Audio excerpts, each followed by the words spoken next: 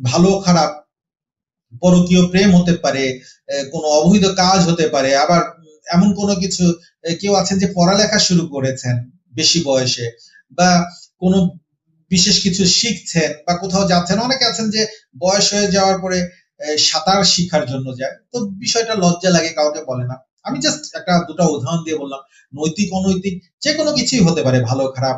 আপনার এটা কোনো শিক্ষণীয় বিষয় হতে পারে, আবার কোনো অবৈধ বিষয় হতে পারে। তবে এই গোপন বিষয়টি যাই হোক না কেন, তা অনেক আগে থেকেই মিথুন লগ্নের মানুষদের শুরু হয়েছে, কিন্তু নেক্সট লেভেলে উত্তীর্ণ হওয়ার জন্য বিষয়টি অক্টোবর মাসের প্রথম থেকে গোপন করে রাখার প্রয়োজনীয়তা পড়বে।